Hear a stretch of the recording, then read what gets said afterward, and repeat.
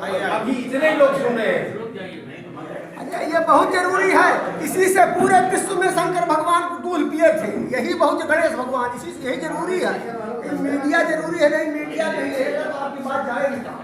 इसी से तो ये कई बार में पूरे विश्व में दूध पी लिया था गणेश जी ने। दूध ने आदमी पत्थर बन गया। कोई कहेंगे जय गणेश जय गणेश जय गणेश देवा, परसों तो भूख क्या दूध का कलेवा, आवाज मैंने छोड़ दिया बुद्धि का सहारा, अब दूध नहीं है तो सब देवा कहीं झगड़ा हो रहा है।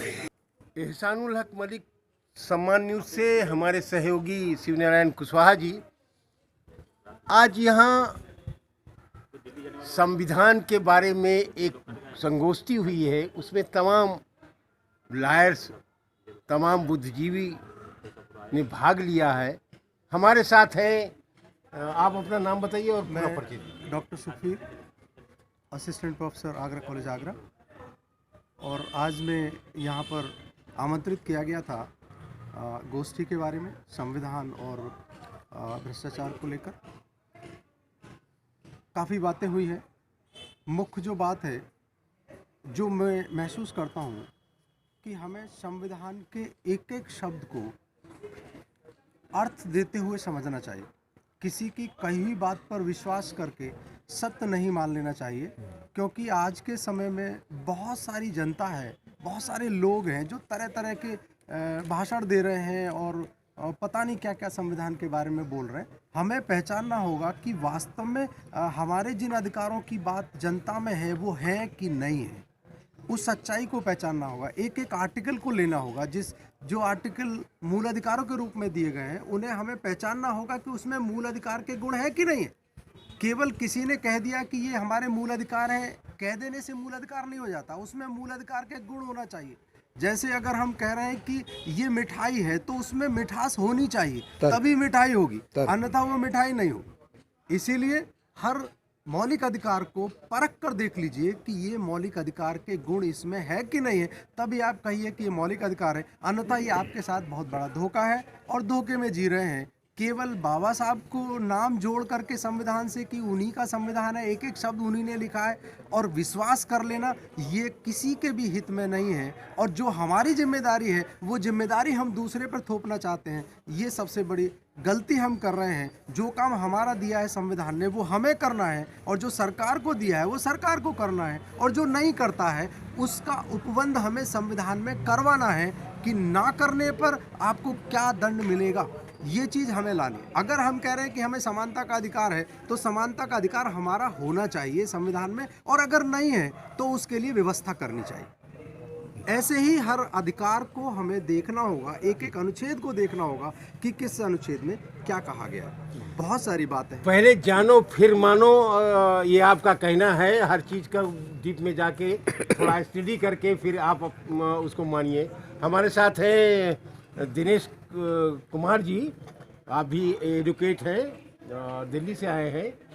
अभी आपने कहा कि मनुस्मृति को किस तरह, किस खूबसूरती के साथ संविधान में बदल दिया गया। जो व्यवस्था उस समय थी वही व्यवस्था आज भी लागू है। इस बारे में आपको क्या कहना है? देखिए, इसे हमें बहुत बारीकी से समझना होगा। जो लोग मनुस्मृति के माध्यम से हम पर शासन कर रहे थे वह लोग आज भी शासन कर रहे हैं। सरकार में वही है, बदली है तो सिर्फ किताब बदली है। मनुस्मृति से जो लोग राज कर रहे थे आज वही भारत के संविधान से राज कर रहे हैं। इसकी व्यवस्था को समझने के लिए हमें दो चीज़ें समझनी है। मनुस्मृति की जो व्यवस्था है उसमें जो एक विशेष वर्ग है उसने धर्म और धन को अपने पास रखा, और बाकी जो शूद्र थे उनको धर्म और धन से वंचित रखा। जब उन लोगों को संविधान बनाने का मौका मिला, यानी संविधान सभा में जो लोग बहुमत में थे, तो उन्होंने धर्म और धन को संविधान के मूल अधिकारों में स्थापित किया, और उसको स्थापित करके ज्यों की त्यों व्यवस्था वही चल रही है। यानी जो लोग मनुस्मृति से हम पर शासन कर रहे थे वो आज भारत के संविधान के द्वारा हम पर शासन कर रहे हैं। दिखाने को वोट का राइट है, लेकिन जो मतदाता है उसको कैसे भी लुभाते हैं, उसका वोट खरीदते हैं, वोट उसका ईवीएम के माध्यम से लूटते हैं। तमाम तौर तरीके हैं उन्हें मैनिपुलेट करने के।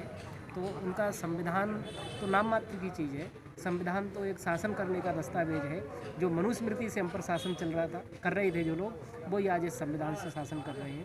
जिसमें जो लोक कल्याण की बातें हैं वो तो न्यायालय के द्वारा लागू नहीं कराई जा सकती, ऐसे संविधान में अनुच्छेद दिए हुए हैं। क्या संविधान बदलने के लिए कोई आप मुहिम चलाएंगे? नहीं, ऐसी बात करना बहुत गलत है। हम संविधान को बदलने के लिए कोई मुहिम नहीं चला रहे। हम तो हमारे देश के लोगों को जागरूक करने के लिए मुहिम चला रहे हैं कि कम से कम लोकतंत्र में आपके हक अधिकार क्या होने चाहिए, मूल अधिकार क्या होना चाहिए। जब वो देश के लोग समझेंगे तो वो तय करेंगे कि हमें क्या करना है। संविधान में जो मौलिक अधिकार की बात कही गई है उसमें गरीबों के लिए कोई तो जगह ही नहीं है। इस बारे में क्या कहेंगे? जी, आपने बिल्कुल दुरुस्त फरमाया। संविधान में मूल अधिकार हैं, मूल अधिकारों में गरीबों के लिए कोई जगह है ही नहीं। यदि मूल अधिकारों में गरीबों के लिए जगह होती तो अगर मूल अधिकारों का उल्लंघन होता है तो उसके लिए उपचार की व्यवस्था सुप्रीम कोर्ट में नहीं होती।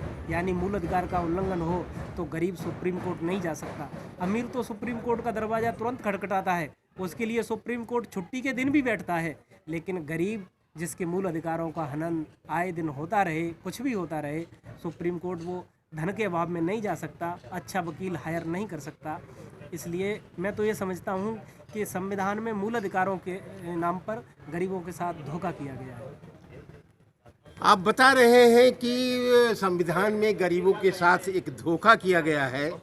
इस पर पूरे देश में एक बहस होनी चाहिए और दिल्ली में तमाम बुद्धिजीवी समाज, तमाम जज और तमाम लॉयर्स को बुला करके एक राष्ट्रीय स्तर पर इसको बहस होनी चाहिए कि हमारे संविधान में गरीबों को भी बराबर का हक मिले और ये व्यवस्था बनाए सरकार कि उनको सुप्रीम कोर्ट में अगर जाना है तो वो भी जा सके। धन्यवाद।